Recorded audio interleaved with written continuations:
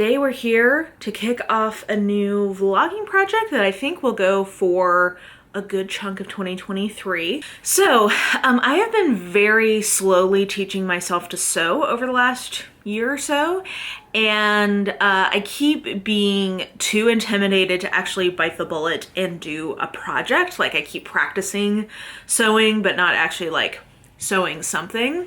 So to try to kickstart that and to try to actively read down my audiobook TBR, I thought what we would do is I have 4 live shows that I'm doing this year for the Blades and Bodice Book Club, and we have decided that we're going to dress up for those book clubs from now on.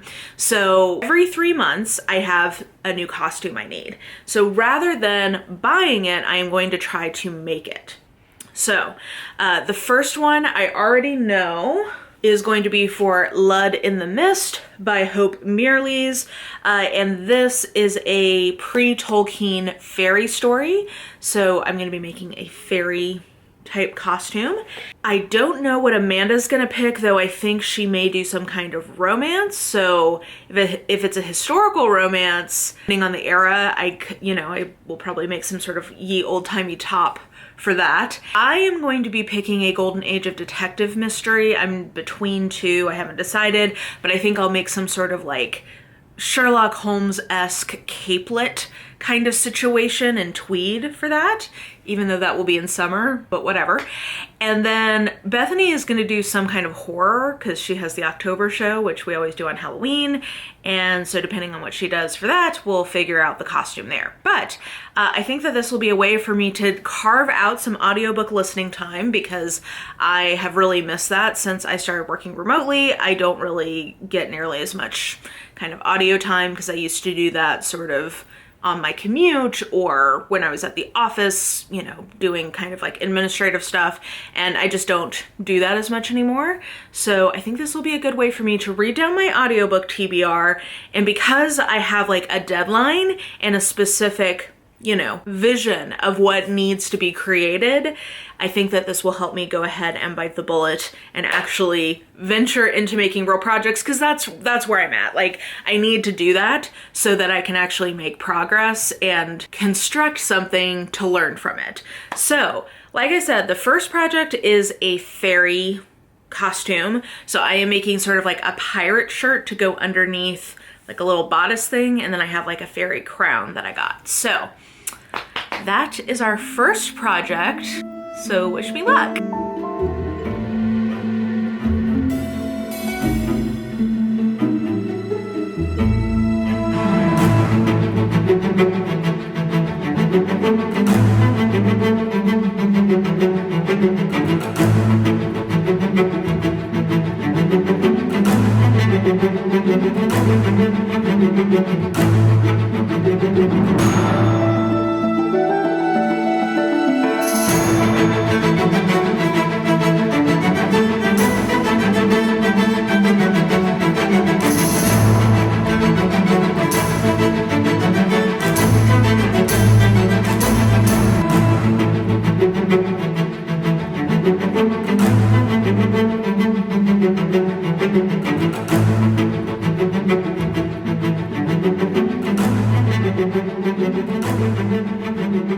Okay, update. So I have cut out, I finished doing my pattern yesterday, and I was pressing and cutting my linen today.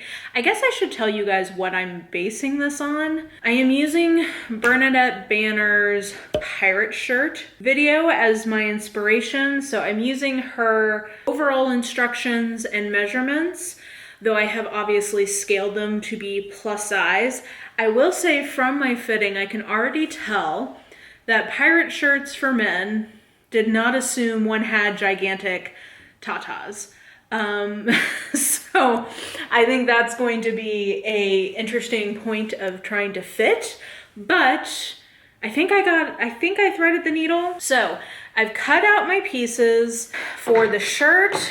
I've got 2 gussets for the sleeves, and then I've got the main sleeve panels here. So I've got these. I'm gonna get, for first time cutting, I'm gonna give myself a B.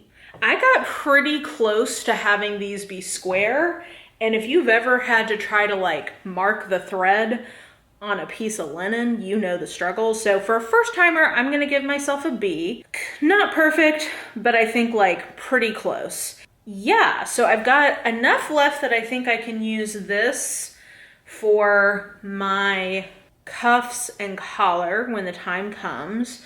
But I'm not gonna worry about that right now. I'm mostly gonna worry about the main sleeve and body. And I am hand sewing this because the sewing machine I'm still pretty intimidated by. I don't feel good about it yet. So this is gonna be a hand sewing project. And then, yeah, so I'm gonna focus on finishing the shirt because the other thing I'm making is like, I'm gonna take one of my existing dresses and cut the top off and then like put some eyelets in it to make it lace up. It's a dress that I don't like anymore. It's like very out of fashion. So I'll reuse it, I'll upcycle it. So that's the plan for that. That'll be sort of like a little over lacy up thing to give it more of a fantasy feel. I'm having a good time so far. In terms of how the audiobook is going, I have found that whenever I'm doing like measuring things, I can't listen to an audiobook. It's too much to focus on measuring and listening. But when I'm just sort of like in execution mode, it is very relaxing and nice to have. So we'll see how much progress I make tonight. Feel pretty good. This was what I had put as my goal to finish today. So I think we're on track. I think if I can attach the gusset to the panel, I'll be ahead of the game. So wish me luck.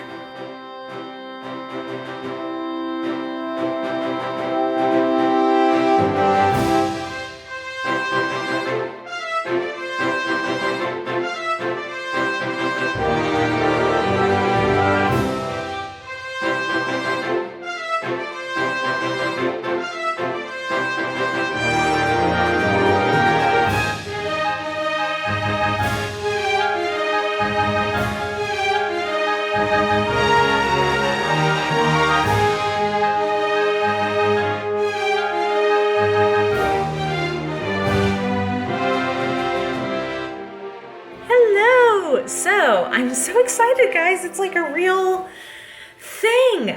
Now I'm not done with this yet, but I do have my poofy sleeves on. I did the cuffs. Don't look too carefully at them because I think I should have hemmed before I attach, but that's a lesson learned for next time.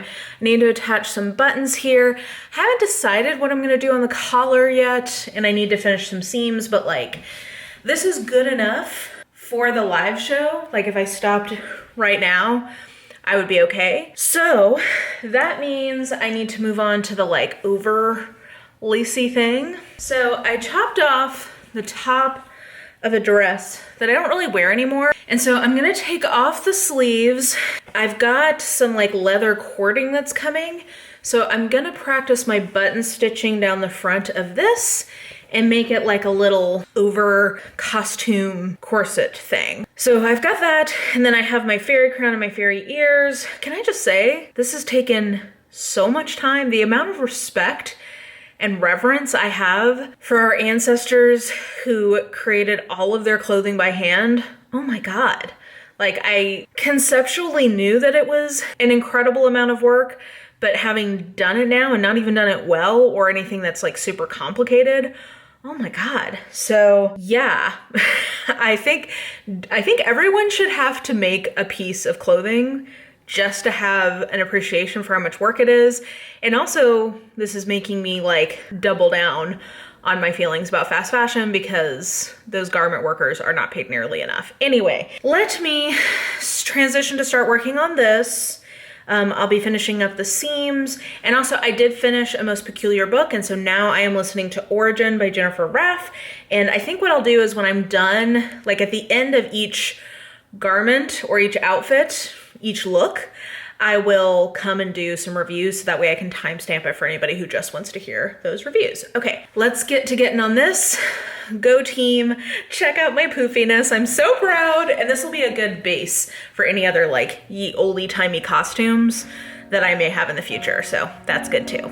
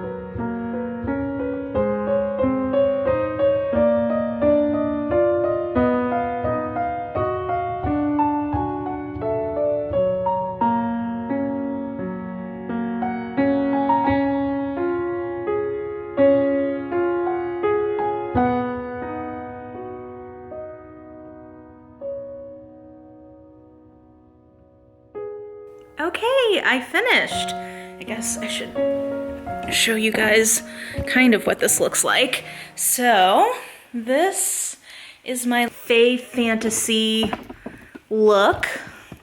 We've got the pirate shirt and then like, I don't know what this thing would be called, but it's like a little over thing. And we got ears, we got a fairy crown. In terms of what I learned from the sewing process, so much about like seam allowances, the respect I have for people who, like especially our ancestors who had to make all of their clothes by hand, cannot be overstated. I learned a lot about like how to cut fabric out and like generally how they go together, especially like the sleeve. I don't know, I learned a lot. So that was a very positive experience, and I will take those lessons into our next look, which we'll talk about later. But in terms of the book reviews, so what I listened to while making this, I would say probably I put 14-ish hours into this, and over the course of that, I listened to a little bit of Spare by Prince Harry, which I have a whole separate review of, so you can reference that. I listened to a little bit of Mr. Mercedes by Stephen King because I was trying to get through my reading 10 years of Goodreads mystery thriller winners, which, God, that was a bleak time. I listened to a little bit of it, but was not vibing, so not much. Most of what I listened to start to finish, well, almost finished for Origin. I've got almost 11 minutes left in it, but A Most Peculiar Book by Kristen someone and Origin by Jennifer Raff. So A Most Peculiar Book is about the origins of the Bible. No, not the origins of the Bible. Sorry, I'm stuck on origins from just listening to Origin. It is about the weirdness, basically, of the Bible. Basically, the different ways that it's the weirdness intrinsic in the text, and also just a lot of commentary around the Bible in general and how it is used, and in the author's opinion, misused often by people with their own agendas. Yeah, I think that it was a good version of what it was. I don't know, like I have an advanced degree in kind of this area. I had to take some graduate level courses in the Old and New Testament. So I wouldn't say that there was a lot of new stuff, but I do think it was a well done version of what it was. So if it's the kind of thing that you're interested in, I think it would be both a scholarly but approachable way into that topic. So for that, I would recommend it, and I'd probably give it like 3.5 stars. Origin by Jennifer Raff, which I'm finishing up right now, is so good. It's a really interesting book because it's not trying to be a final landing point on where the science of its topic is. It's more like a survey of where the field currently stands, which I think is a really cool approach. So basically, it is a review of the history of how Paleo-American, I think is sometimes the term she uses, Native peoples, First Nations, insert your preferred description of the indigenous peoples of the Americas, how they came to be here. And it is a combination, another thing that I love about it is it's not just one discipline or field of study. It is archaeology, it's anthropology, it's history, it's sociology, it's genetics. Like, it is a combination of so many different perspectives and how those origins are understood through time by different groups of people and by different disciplines.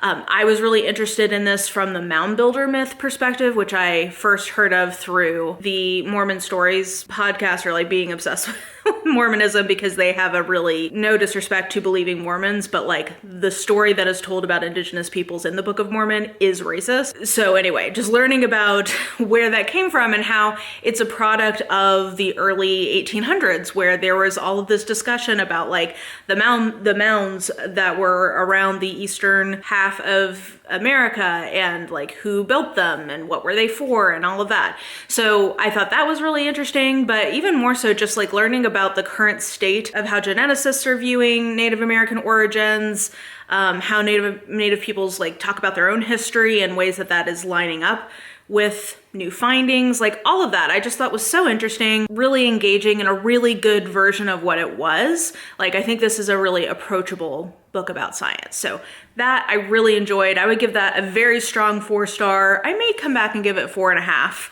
As if it sticks with me. But anyway, so that was my outfit and audiobooks for Lead in the Mist, my fairy look. Stay tuned for the next book club pick and the next sewing project. So our first look done, I think a success. I'm gonna dare say a smashing success, because I was not confident about what it would be like to try to actually make something that fits my human body, and I did, and that was very exciting. So we are now on to our second challenge, which is actually, hold please, I'll show you the book. Splendid by Julia Quinn, and I believe this is set in 1816, which is definitely Regency territory.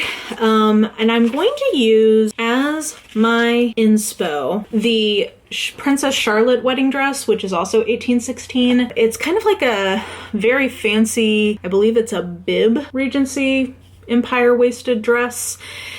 So I'm wanting to make something that definitely reads Regency in the context of the costume, but I want it to be something I could wear again in a less costumed form. So I saw a video, and I forget who it was, of somebody who was making a 70s kind of like hippie maxi dress, but it had basically the same lines as a Regency dress, and that kind of was my clicking moment here, where I think that is probably the right approach, is to make it cut like a Regency dress, but not fully, and to lean into some kind of like boho maxi dress vibes with it.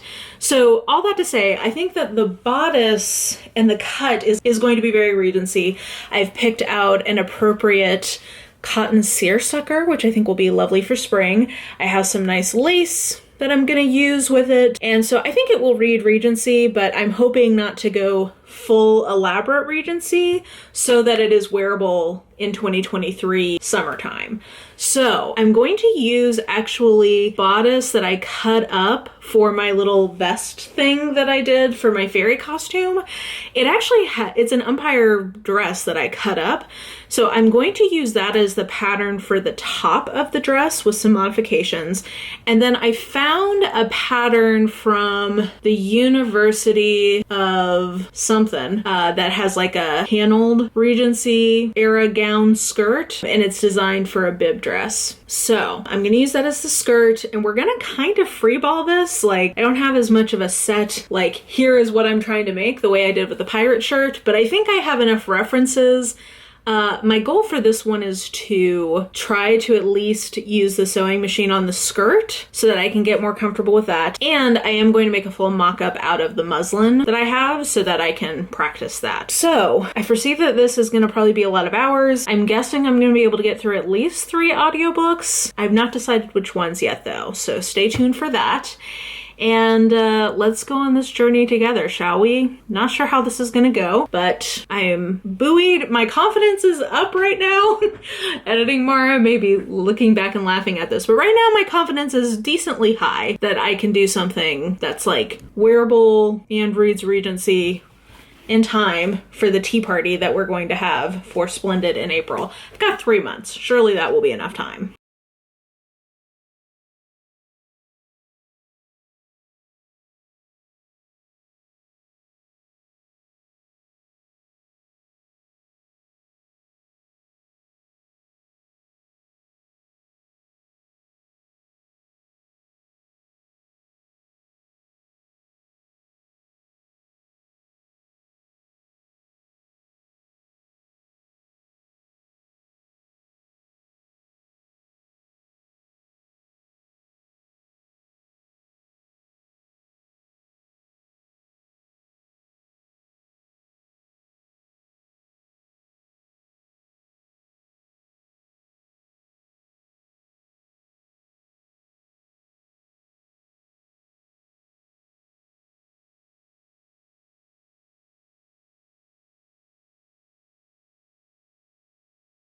Okay, I thought I would check in.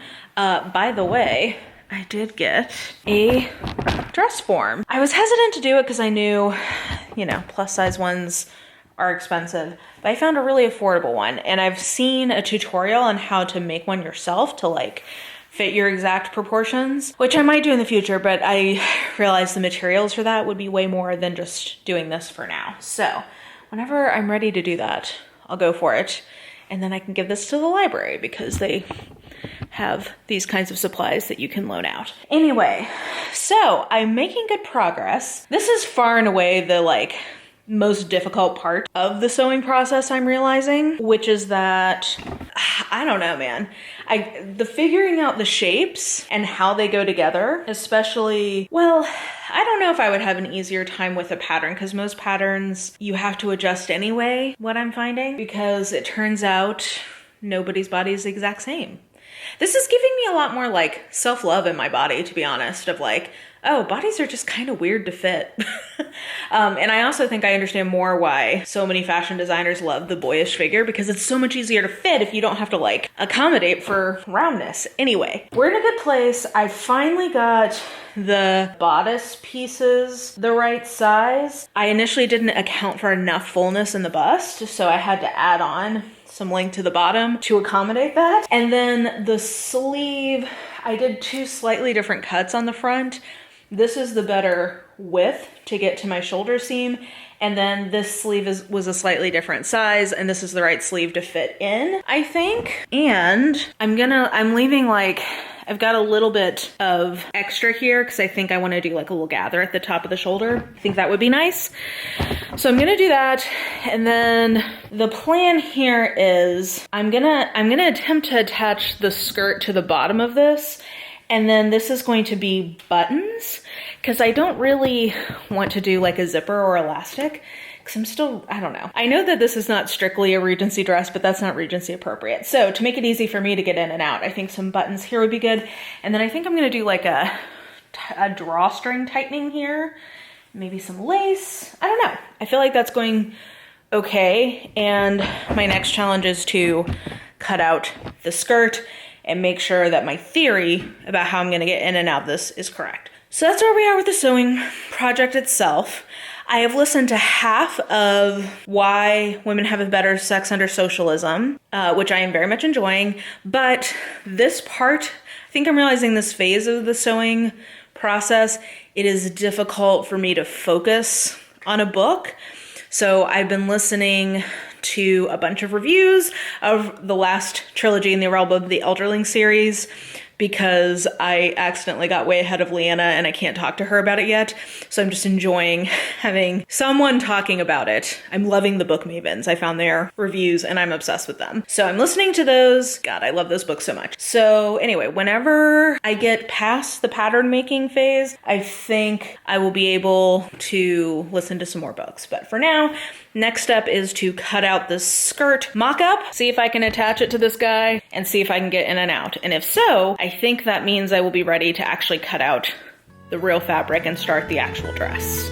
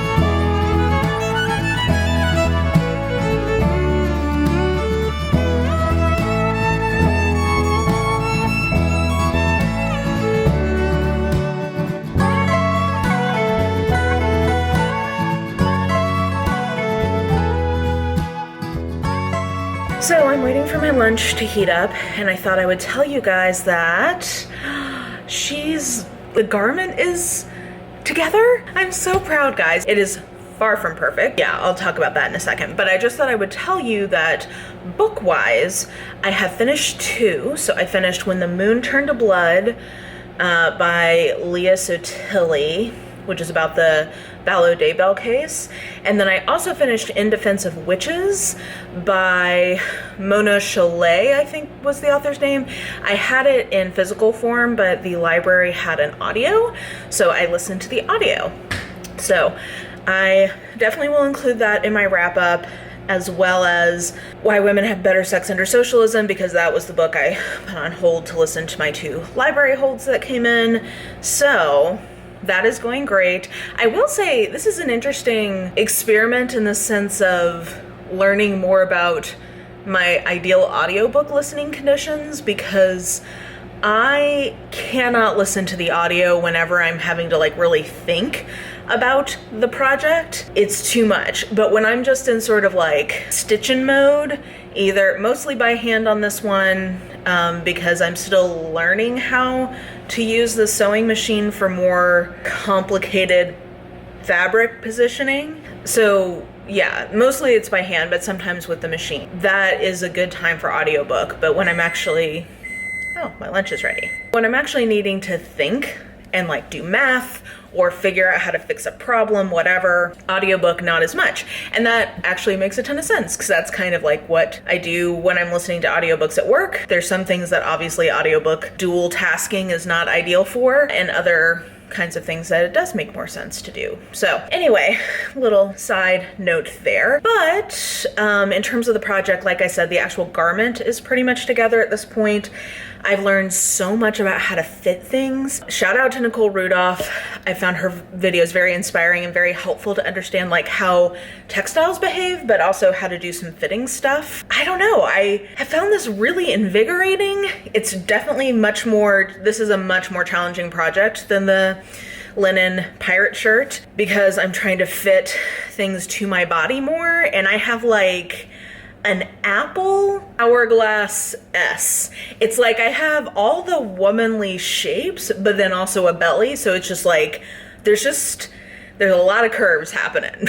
So it's very challenging, but it's been very, very body, I think I mentioned this in my last check-in, very body affirming, because it just makes me realize, yeah, mass manufactured clothing, it's virtually impossible to fit those kinds of curves.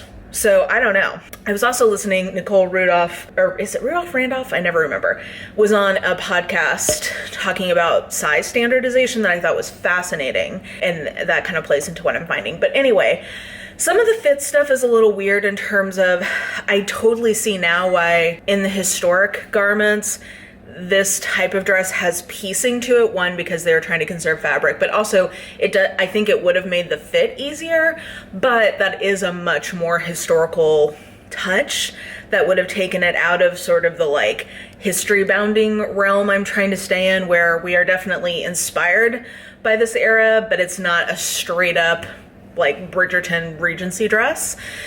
So I decided to keep the back in one piece, but that has made fitting a little trickier. The other thing is that the skirt is super easy to make. If you're looking for an easy to make skirt that is a historical pattern, this one was so easy to do. But it's not a very modern shape, so I don't know. It's I have a very not modern shape on the bottom, but a more modern approach on the top. And then I decided, instead of doing a drawstring for the waist, I'm going to do a belt to keep it a little more modern. So I don't know. Still working through touches, few finishing details I need to do, but I'm very, very close to being done. It's veering prairie dress right now, so I'm trying to get it a little less prairie dress-ish. Then again, my inspiration in part is the 70s maxi dress, which is also kind of prairie. So anyway, so I have some finishing touches I need to do, and then I also have some historic undergarment making that I'm going to do. For some reason, that is the most exciting part right now to me of any kind of historic garment making, is all of the fun shifts and stays and corsets and drawers and combinations and corset cover. I don't know. For whatever reason, those seem so much fun. I also really enjoyed working with that linen, so I think that's part of it too. But anyway, I have some finishing touches I'm gonna put on that, on the main dress that we're talking about, but when I check back in with you, it should be the day of book club, and I'm guessing that I probably will have been making other things, so I may have more books to tell you about from audio. I don't know, but we'll have at least 3 we'll talk about in that check-in. So, I'll talk to you then.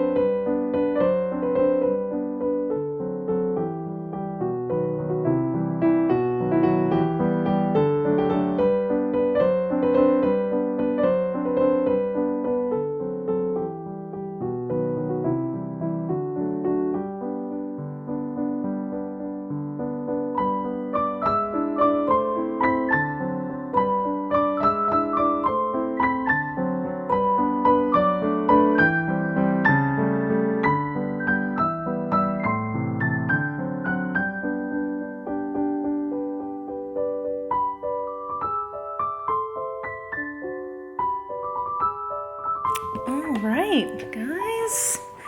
So, I don't think I showed you guys me making this, but I did make a little 18th century cap, which is a little early, but you know, I couldn't find a good pattern for the Regency. So, my hair is not curling the way that I was hoping it might, but you know, we're just gonna go with it. We're gonna make it work. Overall, I would give my efforts very strong, considering I don't know how to fit things well yet, and I was kind of just going from my own whatever. I think once I do understand how to fit a little bit better, I'm gonna go back and fit the bodice a little bit more in the back, and kind of like, I think I need a dart of some kind, but I don't understand yet how to do that. So we're just gonna leave that alone, but once I'm ready to actually like wear this out and about, that's probably what I'll do. But I'm pretty pleased with this, all things considered. And let's talk about the books that I read. So I remember that it's been a while because this has been a process. I remember I read In Defense of Witches by Mona Chollet, and I'm gonna say that was kind of disappointing. I gave it 3 stars. Like, it was fine, but I don't think it was pitched like it was going to be a lot about witchy women, the history of women being witches, and like how that is very feminist. And that's not really what it was. Like, it kind of gave me, I don't know. I wonder if I would have liked it had I not already read the Sylvia Federici book about feminism and witchcraft, which really talks about like the correlation to the rise of capitalism and the fear of witches, and sort of that is a way to societally project economic instability and security onto women. Like, I think that's a really interesting book, and I think it's a better book, the one that I read, as well as the one from Barbara Ehrenreich and Denise, I forget her last name. I think both of those were better versions of what this book was trying to be, and I was hoping that there was going to be a bunch of like original source, or like more of a French perspective, since it was translated from French. Like, I was hoping I was going to get sort of a unique perspective, which I don't really feel like I did. So that one I'm going to say was kind of a bummer. The other 2 I liked a lot better. Why Women Have Better Sex Under Socialism was really interesting. It is a lot of, or the parts that I think were most impactful to me were when it was talking about the transition from women's lives under the Soviet Union to being under like democracy, and how men overwhelmingly looked at the time under communism as negative, and women had much more nuanced feelings because they actually had a lot of benefits under the communist regime that went away when they transitioned to a more like democratic state.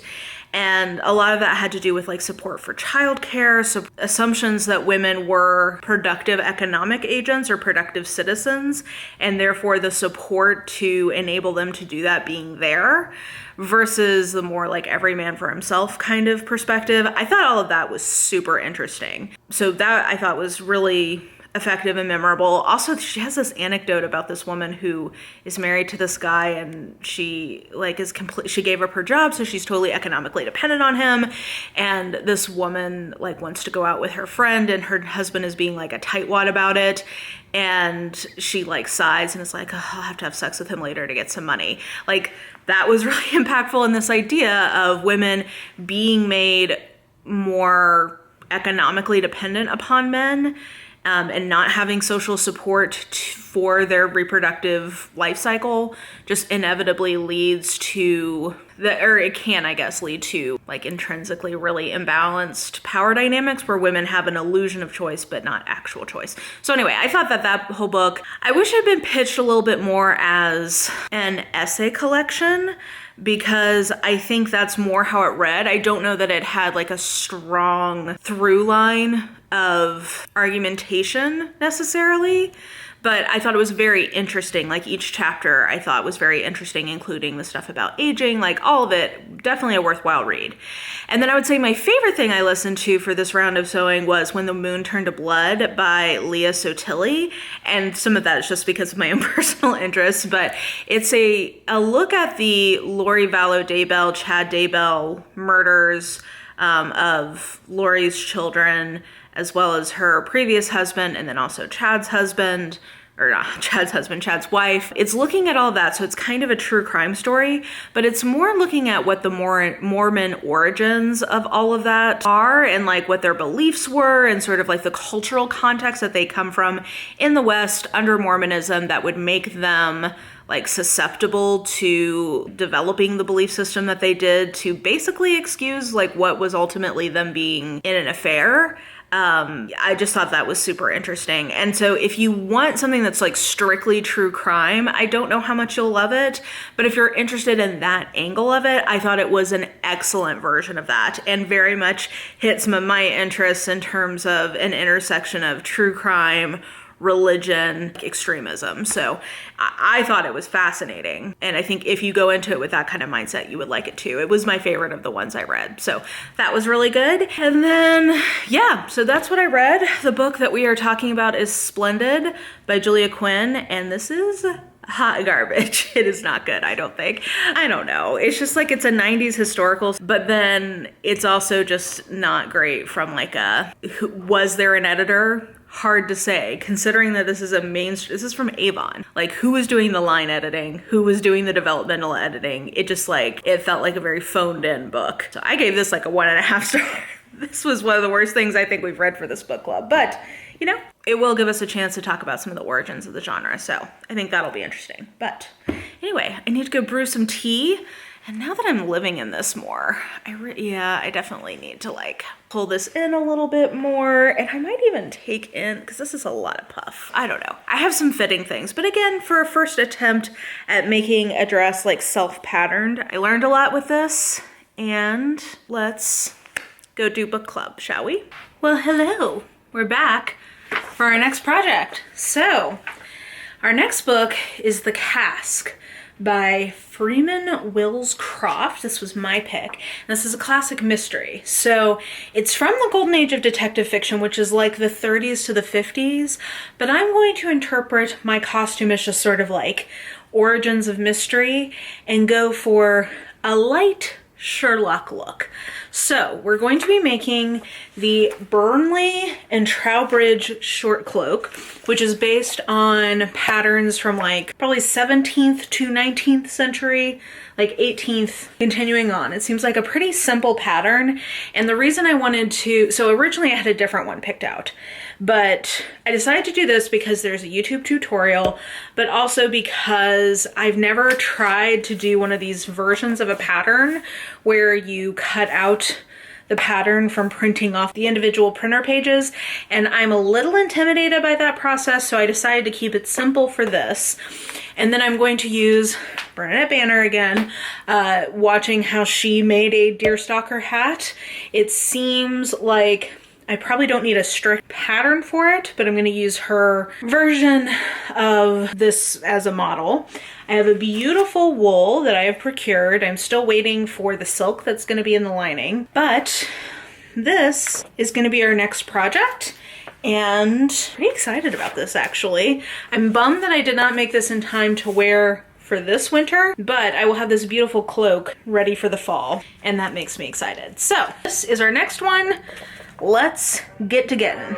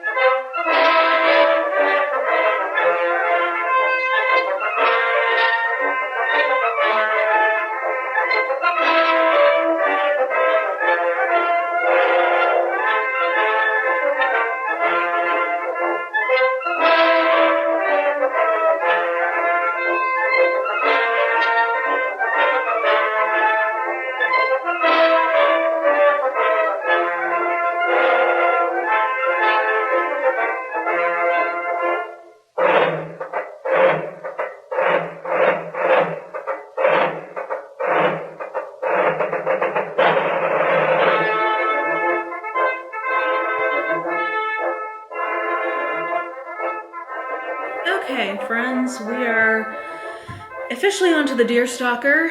I have most of the cape done. The ribbon I originally ordered, I don't think is going to be the best. So I ordered new ribbon. New ribbon is perfect. And I also decided, once I had the green silk in the hood, I realized that I didn't want it to be the facing for the like two sides of the cape. So I actually ordered some chocolate silk for that.